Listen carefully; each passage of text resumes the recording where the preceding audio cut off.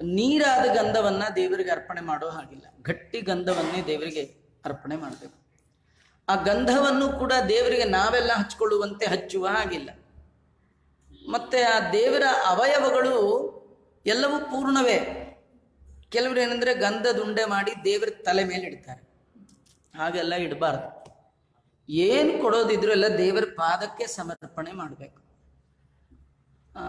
ಸಾಲಿಗ್ರಾಮದ ಮೇಲಿಡುವಾಗಂತೂ ಸಾಲಿಗ್ರಾಮಕ್ಕೆ ಬಹಳ ನಿಯಮಗಳನ್ನು ಹೇಳ್ತಾರೆ. ಸಾಲಿಗ್ರಾಮದಲ್ಲಿ ಸಂಪುಷ್ಟದ ಒಳಗೆ ಸಾಲಿಗ್ರಾಮ ಇಡುವ ಮುನ್ನ ಒಂದು ತುಳಸಿಯನ್ನ ಮೊದಲು ಹಾಕಬೇಕು. ಸಿಕ್ಕಿದ್ರೆ ಇದ್ರೆ ಗರ್ಕೆ ಹಾಕ್ಬೋದು. ಅದರ ಮೇಲೆ ಸಾಲಿಗ್ರಾಮ ಇಡಬೇಕು. ಮತ್ತೆ ಅದರ ಮೇಲೆ ತುಳಸಿ ಅಥವಾ ಗರಿಕೆ ಹಾಕಿ ಮತ್ತೆ ಅದರ ಮೇಲೆ ಗಂಧವನ್ನು ಅರ್ಪಣೆ ಮಾಡ್ಬೋದು. ಕೆಲವರು ಸಾಲಿಗ್ರಾಮಕ್ಕೂ ಗಂಧ ಒಂದೊಂದು ಹೀಗೆಲ್ಲ ಬಳ್ಕೊಂಡು ಬಂದ್ಬಿಟ್ಟಿರ್ತಾರೆ. ಹಾಗೆಲ್ಲ ಬಳಿಯೋ ಹಾಗಿಲ್ಲ. ನೀರಿನ ಗಂಧ ದೇವರಿಗೆ ಅರ್ಪಣೆ ಮಾಡ್ಲಿಕ್ಕೆ ಬರಲ್ಲ. ಗಟ್ಟಿ ಗಂಧವನ್ನೇ. ಇದಕ್ಕೆಲ್ಲ ಟೈಮ್ ಬೇಕಲ್ಲ. ಅದಕ್ಕೆ ದೇವರೆಲ್ಲರಿಗೂ ಈಗ ಭಾರಿ ಟೈಮ್ ಕೊಟ್ಬಿಟ್ಟಿದ್ದಾನೆ. ಪುರುಷೊತ್ತಿ ಇಡೀ ಜನ್ಮದಲ್ಲಿ ಬಂದ ಎಲ್ಲ ಅಧಿಕ ಮಾಸಗಳನ್ನು ಇಷ್ಟೇ ಪುರುಷೊತ್ತಿಂದ ಮಾಡ್ಲಿಕ್ಕಾಗದೇ ಇದ್ರು ಈಗಂತೂ ಕೊಟ್ಟಿದ್ದಾನಲ್ಲ. ಈಗಂತೂ ಕೈಯಲ್ಲಿ ಕಾಲಲ್ಲಿ ಶಕ್ತಿ ಕೊಟ್ಟಿದ್ದಾನೆ ಅಂದ್ರೆ ಮಾಡಿಬಿಡ್ಬೇಕು. ನಾಳೆ ಅಂತ ಪ್ರೋಗ್ರಾಮ್ ಇಟ್ಕೊಳ್ಬಾರ್ದು. ಒಳ್ಳೆ ದೇವರಿಗೆ ಗಂಧವನ್ನ ಅರ್ಪಣೆ ಮಾಡಬೇಕು. ಪುಷ್ಪೈಹಿ ನಾನಾವಿಧೈಹಿ, ಬಗೆ ಬಗೆಯ ಪುಷ್ಪಗಳನ್ನ ಭಗವಂತನಿಗೆ ಅರ್ಪಣೆ ಮಾಡ್ಬೇಕಂತೆ. ಎರಡಕ್ಕೂ ಮಧ್ಯದಲ್ಲಿ ಸುಗಂಧೇನ ಅಂತ ಹಾಕಿದ್ದಾರೆ. ಅಂದ್ರೆ ಹೂವಿನಲ್ಲೂ ಒಳ್ಳೆ ಗಂಧ ಇರಬೇಕು, ಗಂಧದಲ್ಲೂ ಒಳ್ಳೆ ಸುಗಂಧ. ಅಂದ್ರೆ ಕೆಲವರು ಈ ಹೂವ ದೇವರಿಗೆ ಅರ್ಪಣೆ ಮಾಡುವಾಗ ಯಾವ್ಯಾವ್ದು ಸಿಗುತ್ತೋ ಮನೇಲಿ ಪಾಟಲ್ಲಿ ಬೆಳೆದಿದ್ದೆಲ್ಲ ತಂದು ಕಾಡು ಹೂವು ಎಲ್ಲ ಇಡ್ತಾರೆ.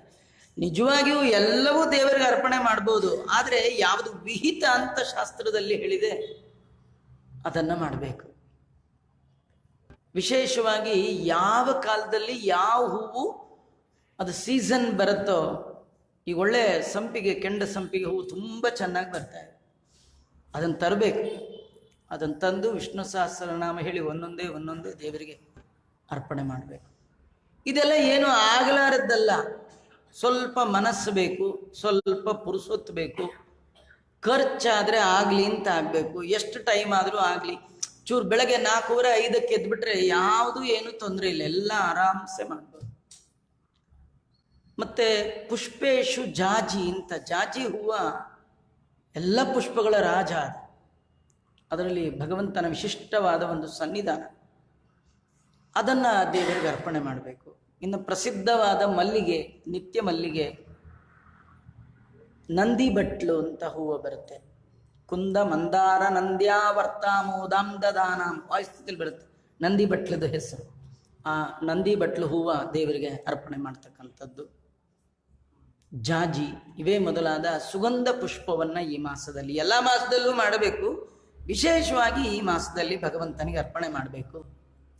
ಧೂಪಾರ್ತಿಯನ್ನ ಮಾಡಬೇಕಂತ. ದಶಾಂಗವನ್ನ ಸಿದ್ಧ ಮಾಡಿಕೊಳ್ಬೇಕು. ಶಾಸ್ತ್ರೋಕ್ತ ರೀತಿಯಲ್ಲಿ ಹೇಳಿದ ದಶಾಂಗವನ್ನ ಮಾಡಿಕೊಂಡು ನೈವೇದ್ಯಕ್ಕೆ ಮೊದಲು, ನೈವೇದ್ಯದ ನಂತರ 2 ಬಾರಿ ಧೂಪಾರ್ತಿಯನ್ನ ಮಾಡಬೇಕಂತ. ಬಗೆ ಬಗೆಯ ನೀರಾಜನಗಳನ್ನ ದೇವರಿಗೆ ತೋರಿಸ್ಬೇಕು. ಪಂಚಾರ್ತಿ, ಏಕಾರ್ತಿ, 3 ಆರತಿಗಳಿರ್ತಕ್ಕಂಥದ್ದು.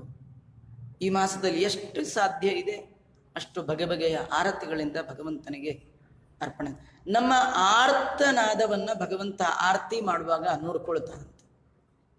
ಮಂಗಳಾರತಿ ಮಾಡುವಾಗ ಆ ಮಂಗಳಮಯವಾದ ಬೆಳಕಿನಲ್ಲಿ ಆ ಭಗವಂತನ ಮುಖವನ್ನ ನೋಡಿದ್ರೆ ನಮ್ಮ ಅಮಂಗಳಗಳೆಲ್ಲ ಹೋಗುತ್ತಂತ. ಅಷ್ಟೇ ಅಲ್ಲ, ಮಾಡಿದ ಮಂಗಳಾರತಿಯ ಶೇಷವನ್ನ ಕಣ್ಣಿಗೊತ್ಕೊಂಡ್ರೆ ಜನ್ಮಾಂತರದ ಬ್ರಹ್ಮಹತ್ಯೆಯನ್ನ ಪಾಪ ಪರಿಹಾರ ಮಾಡುವ ಸಾಮರ್ಥ್ಯ ಆ ಮಂಗಳಾರತಿಗೆ ಅಂತ.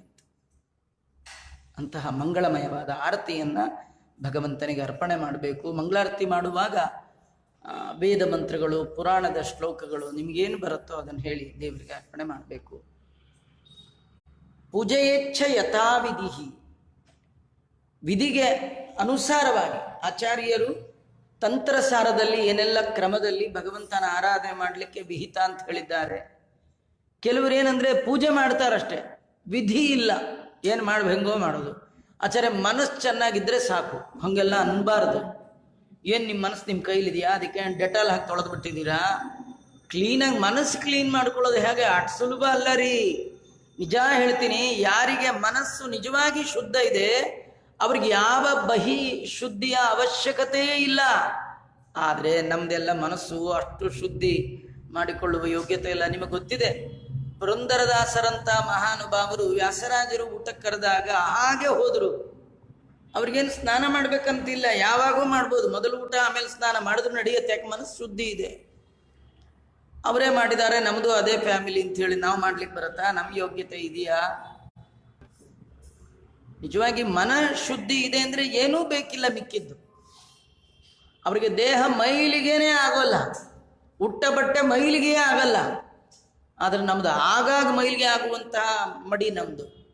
ಅದರಿಂದ ಯಥಾವಿಧಿ ಶಾಸ್ತ್ರದಲ್ಲಿ ಹೇಳಿದ್ದು ಏನಿದೆ ಹಾಗೆ ಮಾಡ್ಬೇಕು. ನಿಮ್ಮ ಮನಸ್ಸಿಗೆ ತೋಚಿದ ಹಾಗೆ ಅದ್ಯಾಕೆ ಬರಲ್ಲ, ಇದ್ಯಾಕೆ ಬರಲ್ಲ, ಇದ್ಯಾಕೆ ಮಾಡ್ಬೋ, ಇದು ದೇವಿ ಸೃಷ್ಟಿ ಮಾಡಿದ ಹೂವು ಅಲ್ವಾ, ಇದನ್ನ ಯಾಕೆ, ಇವೆಲ್ಲ ಪ್ರಶ್ನೆಗಳನ್ನ ಕೇಳಬೇಡ ಅನ್ನತ್. ಏಷ ಆದೇಶ, ಏಷ ಉಪದೇಶ, ಏಷ ವೇದೋಪನಿಷತ್, ಏವಂ ಉಪಾಸಿತವ್ಯಂ ಏವಂ ಚೈತದುಪಾಸ್ಯಂ.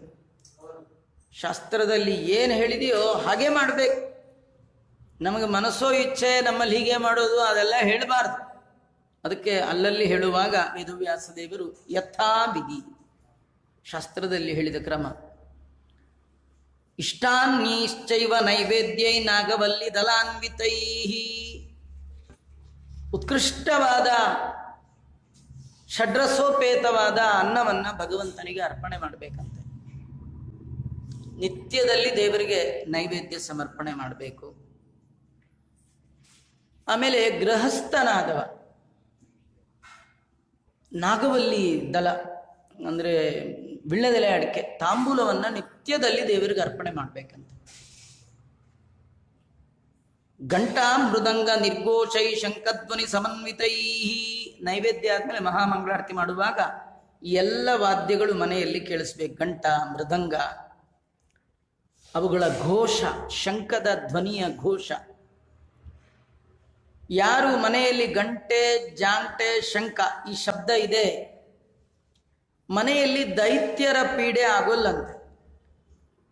ಏನೇ ಋಣಾತ್ಮಕವಾದ ಒಂದು ಇದಿದ್ರೂ ಕೂಡ, ಬಾಧೆಗಳಿದ್ರೂ ಕೂಡ ಅದನ್ನ ಪರಿಹಾರ ಮಾಡುತ್ತೆ ಆ ಧ್ವನಿಗಳು, ಆ ಸೌಂಡ್. ತವನಾದೇನ ಪಾತಾಲೆ ಎನ್ನ ಶಂಕದ್ದು ಸ್ತೋತ್ರ ಹೇಳುವಾಗ, ಗರ್ಭಾದೇವಾರಿ ನಾರೀಣಾಂ ವಿಶಿರಿಯಂತೆ ಸಹಸ್ರದ ತವನಾದೇನ ಪಾತಾಲೆ ಪಾಂಚಜನ್ಯ ನಮಸ್ತುತೆ. ಶಂಖದ ಧ್ವನಿಗೆ ದೇವತೆಗಳ ಶತ್ರುಗಳಾದ ದೈತ್ಯ ಸ್ತ್ರೀಯರ ಗರ್ಭದಲ್ಲಿರುವಂತಹ ದೈತ್ಯರು ಕೂಡ ಅವರು ನಾಶ ಆಗ್ತಾ ಇದ್ದಾರಂತೆ. ಎಂತಹ ಪಾತಾಳದಲ್ಲಿರಲಿ, ಎಲ್ಲೇ ಅಡಗಿರ್ಲಿ, ಶಂಖಧ್ವನಿಗೆ, ಘಂಟಾಧ್ವನಿಗೆ. ಆಗಮಾರ್ತಂತು ದೇವಾನಾಂ ಗಮನಾರ್ಥಂತು ರಕ್ಷಸಾಂ ಕುರು ಘಂಟಾ ರವಂ ತತ್ರ ದೇವತಾಹ್ವಾನಲ ಅಂತ. ನಮ್ಮ ದೇವತೆಗಳ ಬರುವಿಕೆಗಾಗಿ ಗಂಟೆಯ ರವ ಅಂದ್ರೆ ಆ ಶಬ್ದವನ್ನ ಮಾಡಬೇಕು. ಗಂಟೆ ಜಾಂಟೆ ಇವನ್ನೆಲ್ಲ ಬಾರಿಸ್ಬೇಕು.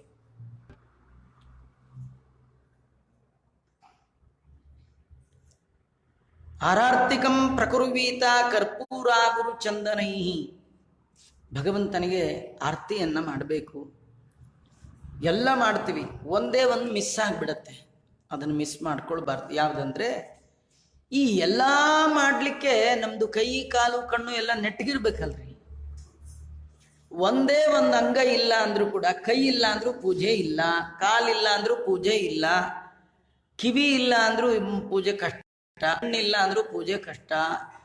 ಕಣ್ಣು, ಕೈ, ಕಾಲ್, ಕಿವಿ, ನಾಲಿಗೆ ಒಂದು ಹೋದ್ರೂ ಪೂಜೆ ಗೋವಿಂದ. ಹಾಗಾದ್ರೆ ಇದೆಲ್ಲ ಕೊಟ್ಟ ಭಗವಂತನಿಗೆ ಏನ್ ಹೇಳ್ಬೇಕಂದ್ರೆ, ನಾನೇನ್ ಮಾಡಿದೆ, ನೀ ಕೊಟ್ಟಿದ್ರಿಂದ ನಿನ್ ಪೂಜೆ ಮಾಡಿದೆ, ನೀ ಇದನ್ನೆಲ್ಲ ಕೊಟ್ಟದ್ದಕ್ಕಾಗಿ ಇದನ್ನೆಲ್ಲ ನಿನಗೆ ಅರ್ಪಣೆ ಮಾಡ್ತೀನಿ ಅಂತ ಹೇಳಿ ಮಾಡುವಂಥದ್ದೇ ನಮಸ್ಕಾರ. ಆ ನಮಸ್ಕಾರವನ್ನ ಕಡೆಯದಾಗಿ ಭಗವಂತನಿಗೆ ಪ್ರದಕ್ಷಿಣೆ ಮಾಡಿ, ಪ್ರದಕ್ಷಿಣ ನಮಸ್ಕಾರಾನ್ ಮಂತ್ರ ಪುಷ್ಪಂ ಯಥಾವಿಧಿ. ಪ್ರದಕ್ಷಿಣ ನಮಸ್ಕಾರ ಮಾಡಬೇಕು. ಅದು ಕೂಡ ನೋಡಿ, ಇಲ್ಲಿ ಕೂಡ ಮತ್ತು ಬಂತು ಯಥಾವಿಧಿ. ಪ್ರದಕ್ಷಿಣೆ ಹೇಗೆ ಮಾಡಬೇಕು? ಕೆಲವರು ನಿಂತ ಕಡೆ ತಿರುಗಿ ಇಟ್ಟುಬಿಡ್ತಾರೆ. ಹಾಗೆಲ್ಲ ನಿಂತ ಕಡೆ ತಿರುಗಲಿಕ್ಕೆ ಬರಲ್ಲ. ಯಾವ್ದಾದ್ರು ಒಂದು ಪ್ರತೀಕ ಇಟ್ಕೊಂಡು, ಒಂದು ಭಾಗವತವೋ, ಒಂದು ಗಂಟೆಯೋ, ಒಂದು ತುಳಸಿ ಕಟ್ಟೆಯೋ, ಒಂದು ರಾಘವೇಂದ್ರ ಸ್ವಾಮಿಗಳ ಫೋಟೋನೋ ಏನಾರು ಇಟ್ಕೊಂಡು ತಿರುಗಬೇಕು. ಅಥವಾ ಬ್ರಾಹ್ಮಣರನ್ನ ಕೂಡಿಸಿ ಅವರ ಸುತ್ತಲೂ ಪ್ರದಕ್ಷಿಣೆಯೋ, ಸುಮ್ಮನೆ ನಂಪಾಡಿ ನಾವು ತಿರುಗಿದ್ರೆ ಅದು ಪ್ರಯೋಜನ ಇಲ್ಲ. ಆತ್ಮ ಪ್ರದಕ್ಷಿಣ ಇಲ್ಲ. ಯಥಾವಿಧಿ ನಮಸ್ಕಾರಕ್ಕೆ ತುಂಬ ವಿಧಿಗಳನ್ನು ಹೇಳ್ತಾರೆ. ಉರಶ ಶಿರಸ ದೃಷ್ಟ್ಯ ಮನಸ ವಚಸ ತತ ಪದ್ಭ್ಯಾಂ ಕರಾಭ್ಯಾಂ ಜಾನುಭ್ಯಾಂ ಪ್ರಣಾಮೋ ಅಷ್ಟಾಂಗ. 8 ಅಂಗಗಳಿಂದ ಭಗವಂತನಿಗೆ ನಮನವನ್ನ ಮಾಡ್ತಕ್ಕಂಥದ್ದು. ಅದು ಯಥಾವಿಧಿ, ಹಾಗೆ ಕ್ರಮಬದ್ಧವಾಗಿ ಭಗವಂತನಿಗೆ ನಾವು ಮಾಡಬೇಕಂತ. ಈ ಅಪೂಪದಾನ ಈ ತಿಂಗಳಲ್ಲಿ ಒಂದಿನ ಮಾಡಬೇಕು ಅಥವಾ ಯಾವತ್ತು ಮಾಡಬೇಕು ಅಂದರೆ, ಭವಿಷ್ಯ ಪುರಾಣ ಹೇಳುತ್ತೆ ನಿತ್ಯದಲ್ಲಿ ಮಾಡೋದು ಸರ್ವೋತ್ಕೃಷ್ಟ. ಅಧಿಮಾಸೇತು ಸಂಪ್ರಾಪ್ತೆ ಗುಡ ಸರ್ಪಿಯುತಾನಿ ಚ ತ್ರಯತ್ರಿಂಶದಪೂಪಾನಿ ದಾತವ್ಯಾನಿ ದಿನೇ ದಿನೇ.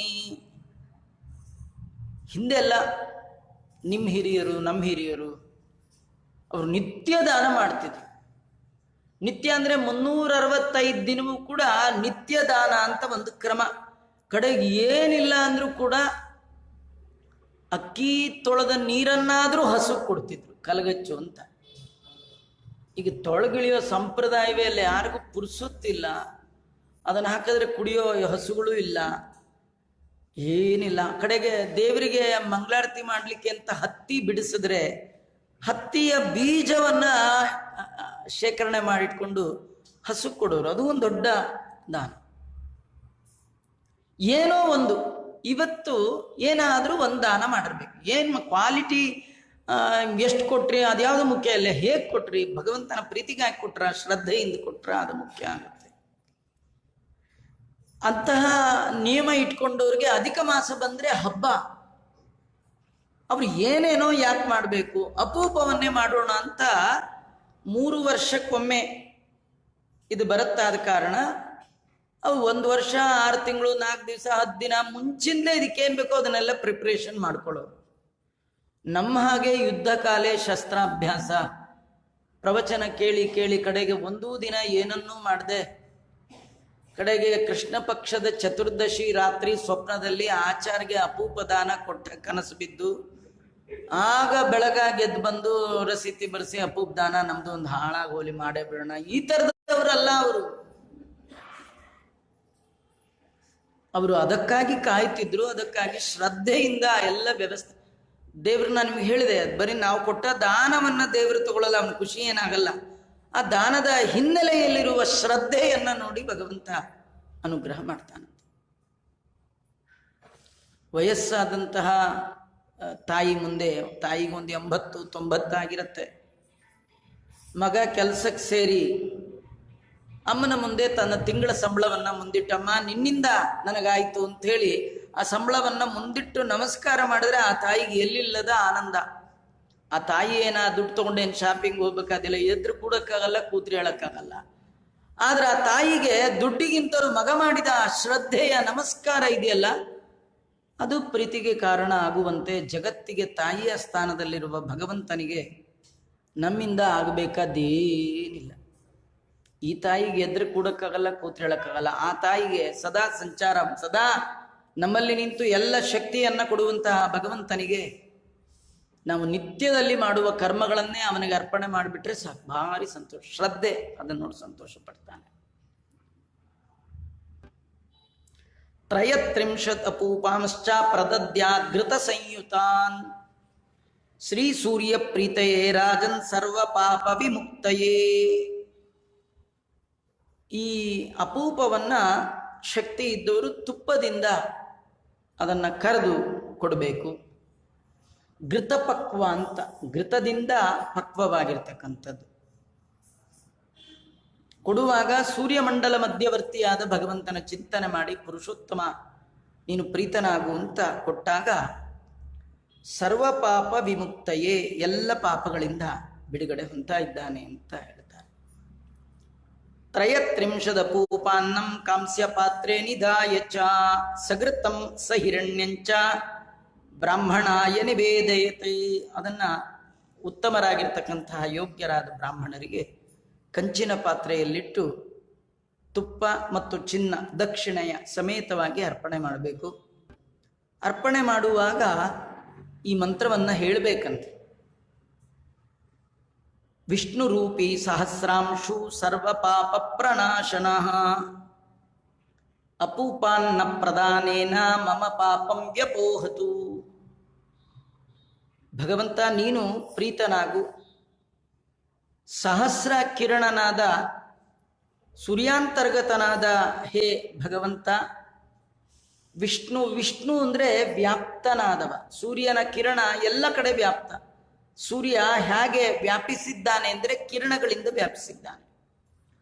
ಹಾಗೆ ಭಗವಂತ ತನ್ನ ಶಕ್ತಿಯಿಂದ ಜಗದ ತುಂಬೆಲ್ಲ ವ್ಯಾಪಿಸಿದ್ದಾನೆ. ಅಂತಹ ಸವಿತೃಮಂಡಲ ಮಧ್ಯವರ್ತಿಯಾದ ಹೇ ನಾರಾಯಣ, ನನ್ನ ಎಲ್ಲ ಪಾಪಗಳನ್ನ ನೀನು ಉಪಶಮನ ಮಾಡು. ಹೇಗಂದ್ರೆ ಅಪೂಪಾನ್ನ ಪ್ರದಾನೇನ, ಅಪೂಪಾನ್ನವನ್ನ ನಾನು ಮಾಡ್ತಾ ಇದ್ದೇನೆ. ಕಾರಣ ಮಮ ಪಾಪಂ ವ್ಯಪೋಹತು, ನನ್ನ ಎಲ್ಲ ಪಾಪದ ಪರಿಹಾರಕ್ಕೋಸ್ಕರವಾಗಿ ಇದನ್ನ ಕೊಡ್ತಾ ಇದ್ದೇನೆ. ನಾರಾಯಣ ಜಗದ್ಬೀಜ ಭಾಸ್ಕರ ಪ್ರತಿರೂಪ ದೃಕ್ ವ್ರತೇನಾನೇನ ಪುತ್ರಾಂಶ್ಚ ಸಂಪದಂ ಚಾಪಿ ವರ್ಧಯ. ಜಗತ್ ಕಾರಣ, ಜಗತ್ ಬೀಜ ಅಂದ್ರೆ ಮೂಲ. ವೃಕ್ಷಕ್ಕೆ ಮೂಲವಾದದ್ದು ಯಾವುದು? ಬೀಜ.